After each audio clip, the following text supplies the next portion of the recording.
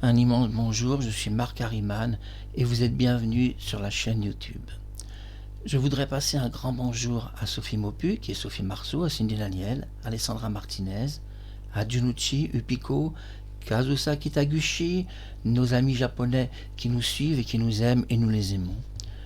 Aujourd'hui, dans cette émission, je viens vous parler de la mort de Claude François et je viens l'éclaircir d'un jour nouveau. C'est la première fois que vous allez voir une émission aussi passionnante sur sa mort. Pourquoi ? Parce que le témoin de la mort de Claude François, celui qui est le plus méconnu dans l'histoire, est sa propre maman. Choufa était un surnom. Choufa était le cœur d'artichaut en arabe.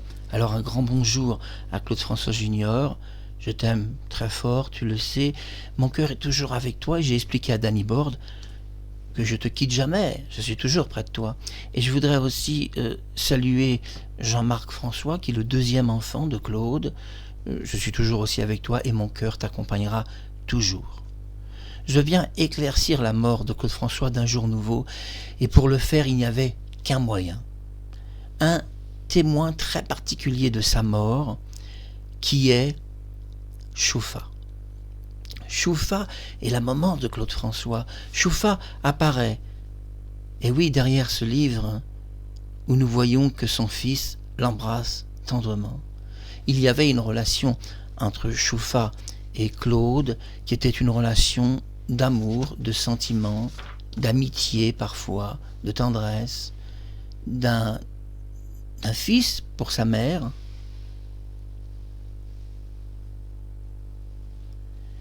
et puis d'une mère pour son fils. Contrairement à ce que vous pensez, Claude François a laissé une dernière lettre avant de mourir, la voici.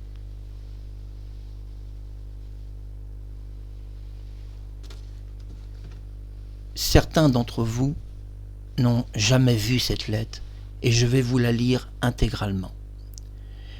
Quand le livre de Choufa est sorti, son entourage a essayé de faire croire que cette lettre en question étaient les paroles d'une nouvelle chanson. Mais ce n'est pas les paroles d'une nouvelle chanson, nous le savons grâce à Jean-Pierre Bourter, qui connaissait en effet l'existence d'une nouvelle chanson qui parlait de rose et d'amour. Rien à voir avec cette lettre. D'autre part, Claude François n'écrivait jamais de chansons du style de Jacques Brel, qui aurait un message. Il avait dit « Je n'écris pas de chansons à message ».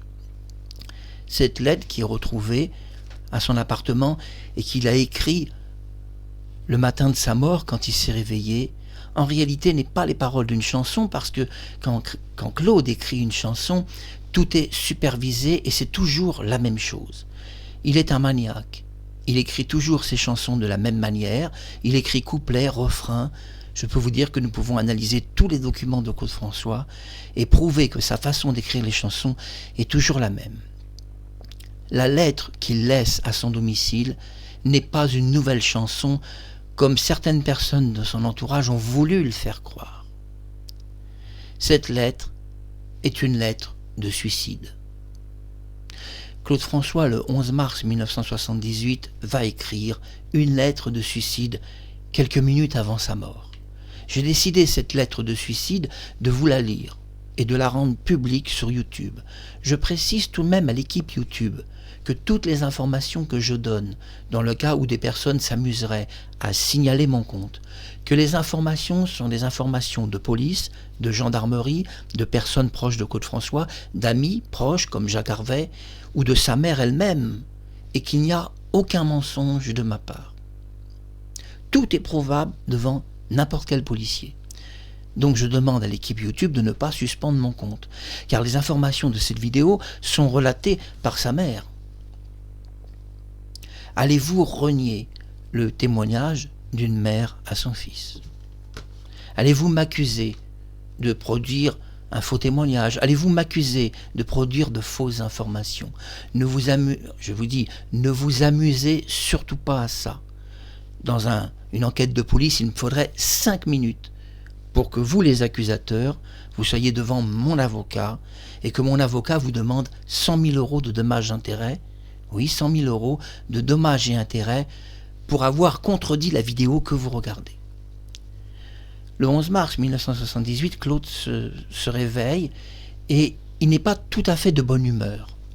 Et d'ailleurs, sa sœur, quand elle l'a au téléphone, elle le dit, Claude n'était pas tout à fait de bonne humeur, il la remet en place, il lui dit « Mais pourquoi tu n'es pas avec maman au moulin? Que fais-tu encore dans cet appartement parisien? Nous avons déposé maman hier, elle est toute seule, je te demande d'aller rejoindre maman et de la surveiller. » Et Claude François ajoute au téléphone « Tu dois me le promettre. » Marie-Josée, la sœur de Claude François, va donc promettre au téléphone de surveiller sa mère et de se déplacer au plus vite au moulin. Quand le groupe d'enquête de police a fait une enquête qui est quand même relativement bonne sur Claude François, mais qui manquait quand même d'éléments, il y a des choses tout de même assez solubles ou insolubles ou pas trop claires. Personne ne parle de cette lettre qui n'est pas une dernière chanson. Car nous savons que quand Claude écrit une dernière chanson, il y a marqué couplet, refrain, etc. Et puis vous allez voir que le contenu de cette dernière lettre que Claude écrit est un contenu tout à fait choquant. Mais avant de vous lire ce contenu de sa dernière lettre, qui n'a jamais été rendu public sur aucun site, car vous n'avez pas le livre de la mère de Claude François, qui est un livre très très rare, tiré à 1000 exemplaires dans le monde. Donc, si vous ne faites pas partie des 1000 premières personnes, ce livre, vous ne l'aurez jamais. Alors qu'on cherche à savoir de quoi est mort Claude François, la police va mettre la main sur un écrit.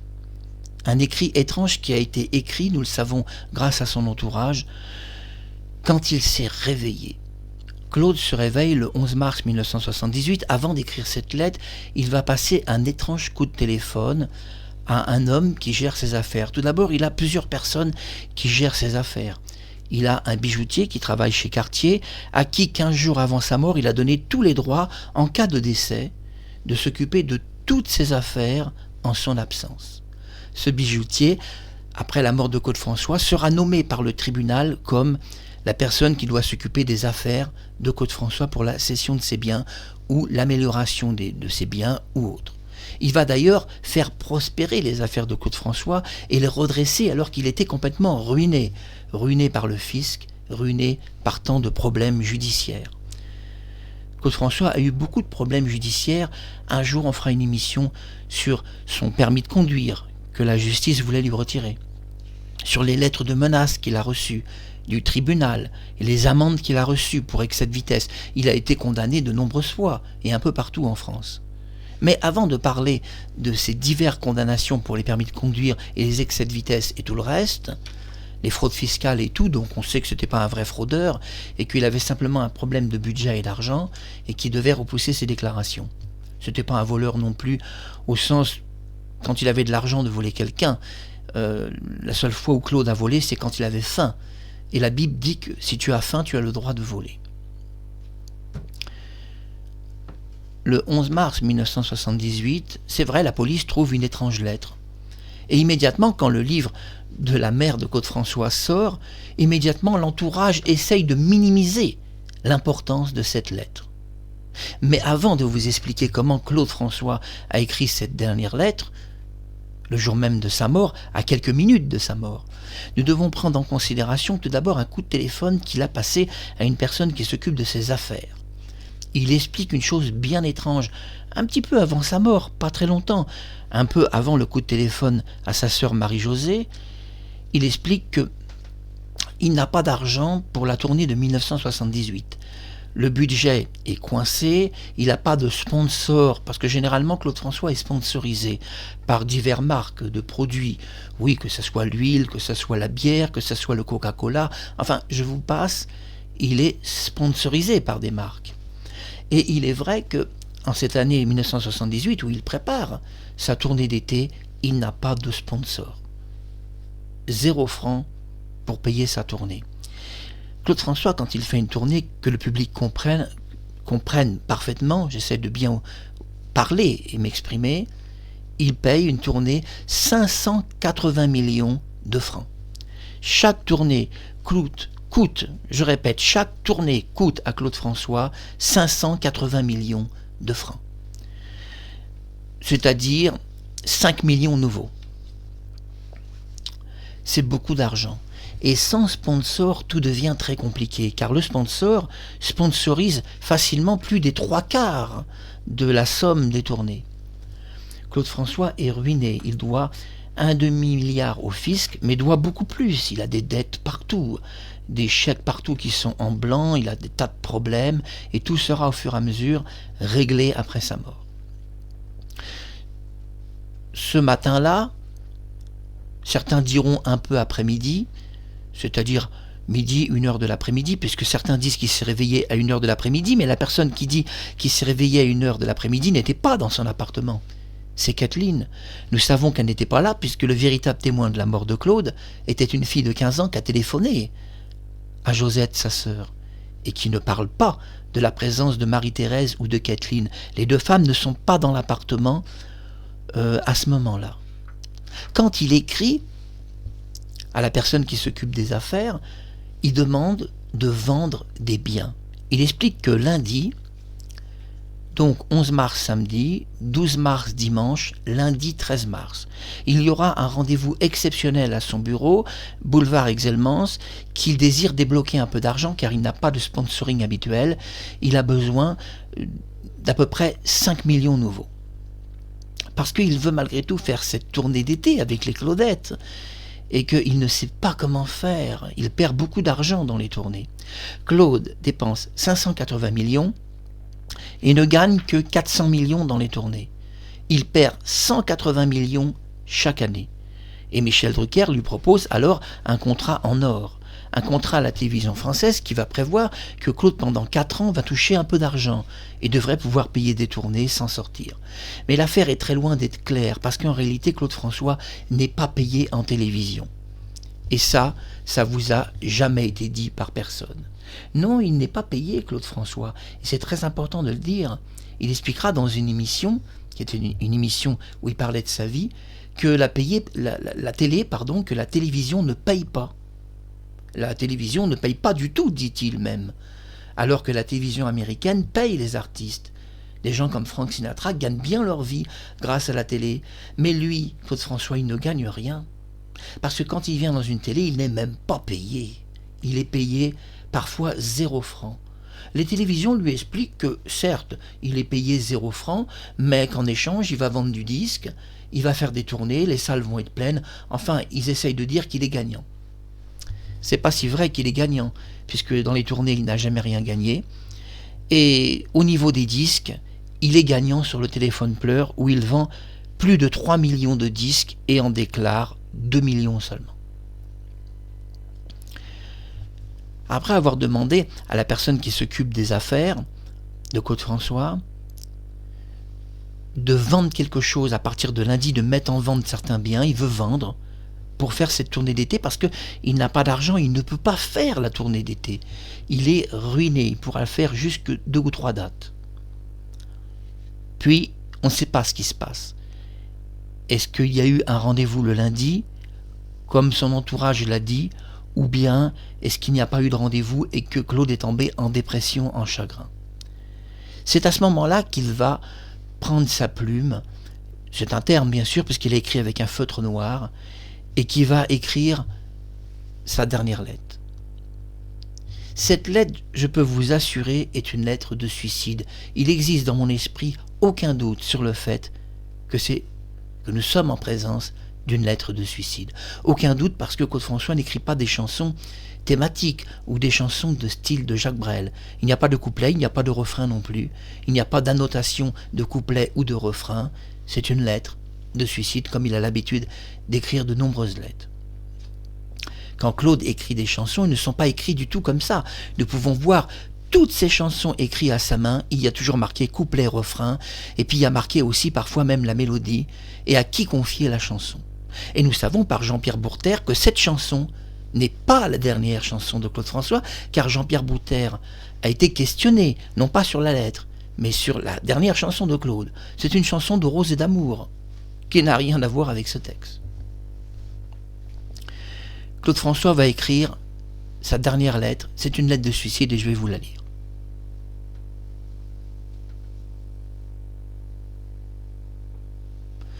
Cette lettre de suicide n'a jamais été rendue publique comme telle. Elle a été rendue publique par son entourage comme une sorte d'esquisse d'une nouvelle chanson. Mais quand je vais vous lire le texte, vous allez vite comprendre qu'on n'est pas dans une chanson, ni dans un refrain qui pourrait être fait dans cette chanson. Voici sa dernière lettre, écrite le 11 mars 1978. Je la rends publique pour la première fois sur YouTube. Mais je voudrais préciser quelque chose à l'équipe YouTube. Ne venez pas suspendre mon compte par un signalement de gens jaloux et méchants. Attention, j'utilise à chaque fois pour mes informations des réelles informations vérifiables. J'ai les livres entre les mains. Et je préviens l'équipe YouTube que si vous suspendez mon compte, mon avocat vous poursuivra en justice avec ce livre. Et que nous demanderons des dommages-intérêts pour suspension arbitraire du compte YouTube. Vous êtes prévenus, ne prenez aucun signalement. J'aime infiniment YouTube et son équipe. Et pour vous dire la vérité, si je les menace un peu, c'est des gens qui ont une belle âme, un grand cœur et qui ne suspendraient jamais le compte d'une personne qui dit la vérité. La dernière lettre de Claude François, vous interpréterez cette lettre comme vous voulez. Mais vous avez le droit d'en prendre connaissance. Cette lettre, je vais aussi la lire à mon coco, Claude François Junior, parce que tu as le droit, mon petit, de savoir la vérité sur la mort de ton père, et aussi ce qu'il a écrit quelques minutes avant de mourir. Mais aussi cette lettre, je dois la dire pour les Claudettes, d'Annie Borg, et aussi pour toutes les autres Claudettes, Prisca, qui l'ont tant aimé. Et ensuite, je reviendrai la prochaine fois vous en dire plus sur les confidences de la mère de Claude François. Mais ce qui compte, c'est aujourd'hui cette lettre. Cette lettre est très importante. Pourquoi ? Parce que c'est le dernier écrit qu'il a laissé. Il est mort quelques minutes après. Et je pense que le public a le droit de connaître cette lettre, qui n'a jamais été rendue publique sur un site social. La raison pour laquelle elle n'a pas été rendue publique, c'est que ce livre est tiré à 1000 exemplaires dans le monde. Et que pour avoir ce livre de 1978, c'est fort difficile. 78-79. Alors voici sa lettre. Moi je vous dis que c'est une lettre de suicide, vous interpréterez ça comme vous voulez. La dernière lettre de Claude François, 11 mars 1978, quelques minutes avant de prendre son bain, Claude prend un feutre noir, s'assit sur son bureau et va écrire ces quelques mots violents, touchants, bouleversants, émouvants. On sent que l'homme est touché par quelque chose extérieur à lui-même et qu'il a besoin d'écrire. On me traite d'aristocrate, moi qui ai dû me battre toute ma vie pour survivre. Non, je ne dois rien à personne. Je n'ai jamais su demander. Mais j'ai toujours dû prouver. Je ne suis pas la réussite de quelques privilégiés, de quelques exceptions, mais je suis la réussite de vous tous. J'ai encaissé, subi les mauvaises années.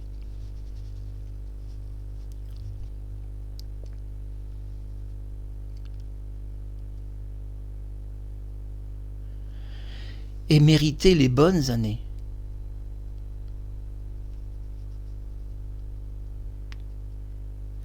Savourer. Mais je dois tout à vous tous. Je vous dois tout et je dois tout à tout le monde. Les penseurs, c'est-à-dire les intellectuels, m'ont toujours traîné dans la boue. Je répète, ce passage est intéressant. Les penseurs, c'est-à-dire les intellectuels, je le précise, m'ont toujours traîné dans la boue. Mais je tenais puisque le public me souriait. Je répète cette phrase très intéressante. Mais je tenais puisque le public me souriait. Toujours tenu puisque vous m'avez toujours souri. Je n'ai jamais su mentir, ni faire semblant. C'est pour ça que le public a suivi, mais pas les autres. Les autres, je le précise, c'est les intellectuels.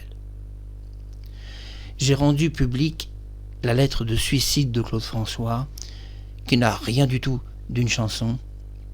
Il était important de le faire et je reviendrai pour une nouvelle émission où nous parlerons un petit peu plus de ce livre exceptionnel. Claude François est-il mort le 11 mars 1978 ou alors a-t-il raté son suicide? Et des médecins ont-ils secrètement réussi à le maintenir en vie dans un hôpital? À très bientôt pour la suite de cette émission basée sur la source de renseignements sérieuse de la mère de Claude François. Un grand bisou à l'équipe YouTube, je vous aime tendrement, je vous remercie d'avoir placé ces vidéos en public et vous savez mon amour et mon affection pour toute l'équipe YouTube, un site gratuit et public.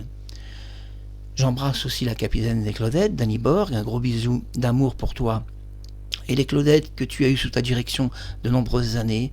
Un bisou à Prisca, à Julie. Malheureusement, certaines Claudettes sont mortes.